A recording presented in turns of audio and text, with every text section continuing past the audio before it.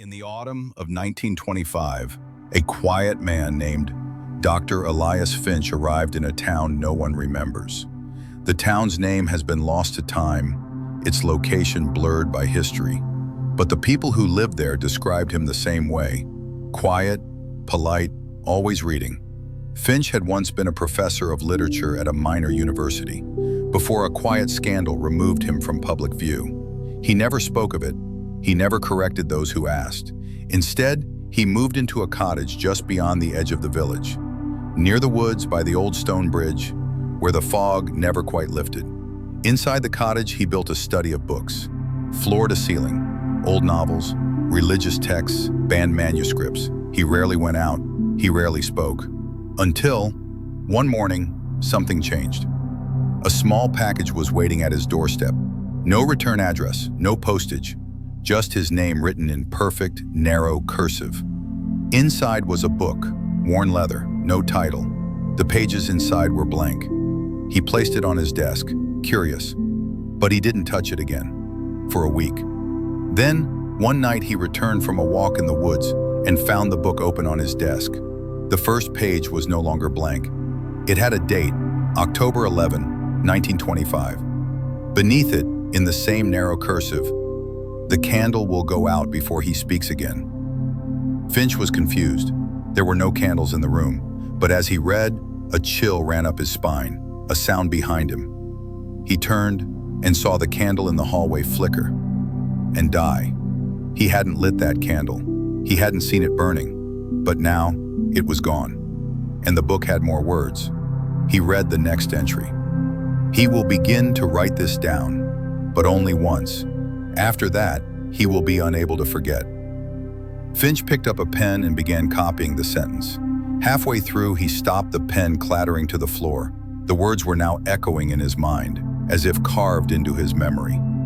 He tried to sleep, but at dawn, the book had turned to page 2.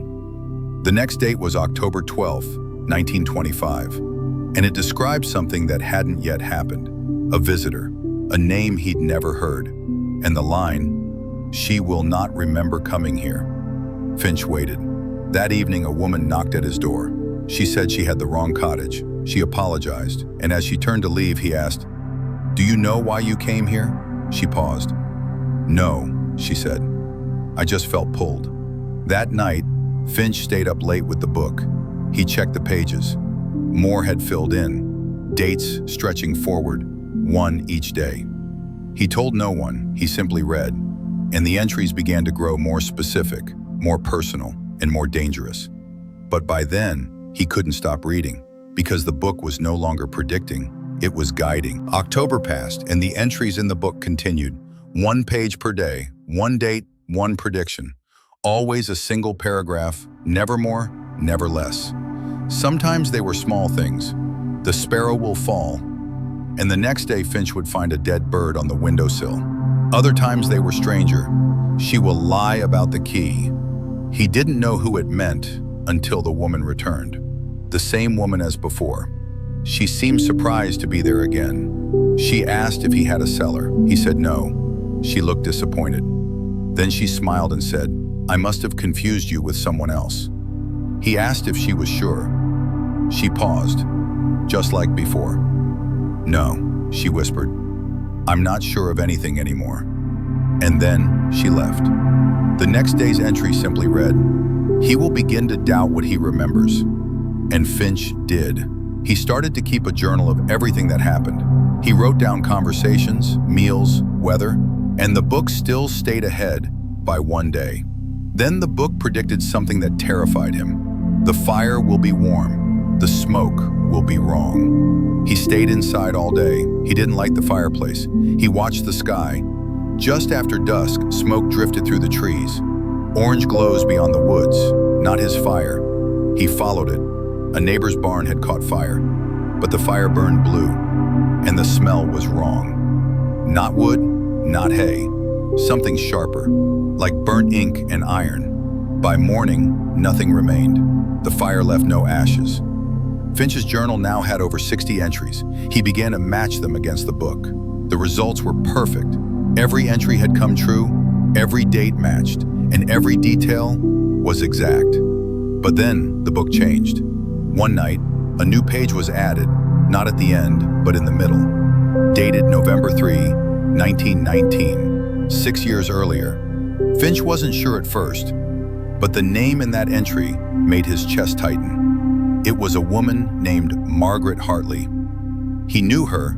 She was the reason he'd left the university. She was the woman whose name he never spoke.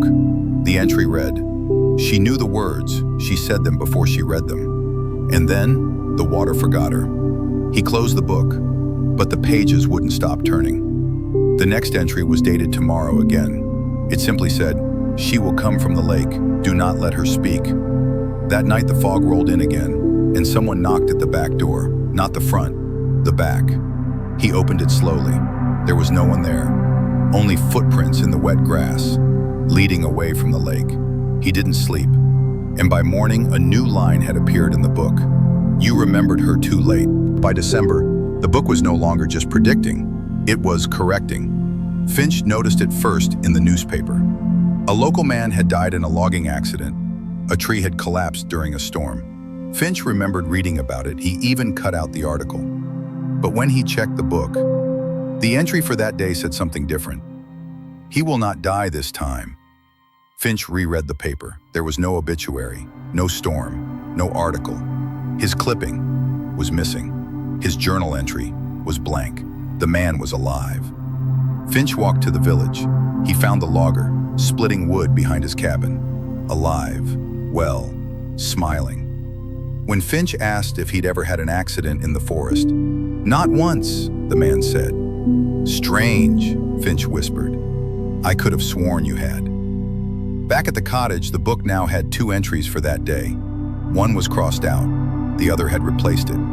The book was editing the past. Then it began addressing him directly. "You will start to hear the scratching at the door. You will tell yourself it is the wind. You will be wrong." That night, just after midnight, he heard it. Slow, deliberate scratching. Not on the front door, not even on the back door. On the cellar door, the one he didn't remember having. He opened it. Stairs led down. Stone steps, slick with moisture. Candles burned on the walls, but he never lit them. The room below was lined with books, not his. All identical, leather-bound. No titles, just like his. But none were blank. Each one was full. He pulled a book from the shelf at random. The first page read, "Property of Margaret Hartley." Another read, "Dr. Charles P. Stanton, Volume 2 of 6. Another, "Tobias, the boy who forgot." Names, dozens of them. Some crossed out, others sealed shut with wax. One book, untouched, sealed, bound tight with wire, had no name at all. But as he looked closer, the name appeared, Elias Finch. The next morning, his book had a new entry. "Do not open the one with your name. You will not like what it remembers." He stopped writing in his journal. He started writing in the book instead. It accepted his entries. And worse, it responded. One night he wrote, "Tell me why I was chosen." The reply was written the next morning, "Because you asked." Finch began to lose time. He would light a candle, and the wax would be gone in seconds. He would begin a sentence, and the next moment, the page would be filled. Not with his words, with the book's. "You are almost ready." But ready for what? He didn't know, and still, he couldn't stop. Because now, the book wasn't writing about the future anymore. It was writing about the end. In the final week of December 1925, the book changed again. The entries grew shorter. Some pages were left intentionally blank. Others had only one word. One said, "Soon," another, "Below." And then came the final sequence. On December 27, Finch wrote a question in the book. What happens when the last page is written? The next morning, the page was torn, ripped in half, but new ink still appeared, crooked, slanted, faint. There is no last page. But the next day, the book was full, all pages written. No more dates, no more predictions, just one blank sheet at the very back. Finch stared at it for hours. He didn't write, he didn't sleep. until a knock came, not at the door, but at the cellar wall. He followed the sound, back down the stone stairs. The candles were already lit. He pressed his hand to the back wall, and something gave. The wall opened, not like a door, but like a breath. A narrow hallway lined with shelves, each shelf filled with books.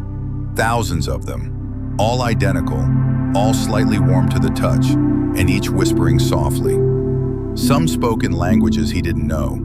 Others called him by name. One shelf stood out, not for how it looked, but for how it felt. He reached toward it, and the books on that shelf turned blank before his fingers touched them. He pulled one free. The cover was wet. Inside the first page, "You are writing now." He looked around. The hallway had no end. The books were still being written, not about him, not anymore. About others, names he didn't know. Some were in the future. Flight 907 will lose contact. The signal will blink once before the child returns. The words must not be said again in the mountains. The lighthouse will remember. She will bury the letter in the stone. He will wake up and not know which life is real. He returned to the cottage, took his book, opened it to the last page, and began to write.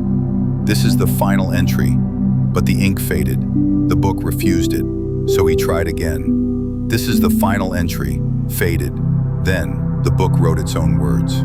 "You were not the author," he asked. "Then who was?" The book replied, slowly, one line at a time. "The first page was written long before you. The last page was never yours. The writing does not stop. It only waits for another reader." Then came the final entry. He didn't write it, but it was dated for today. It read, "He will vanish from the world of clocks, and the story will begin again with the one now holding the book." Finch vanished that night. His journal was found on the desk, his cottage empty, no signs of struggle, only the book, open, glowing faintly, and a new name, already written at the top of the next page. Not Finch's, yours. And now you've heard it. You followed every page. And you wonder, what happens next? Be careful what you ask, because the book doesn't end. It only turns. I'm sure you will not hear the story again.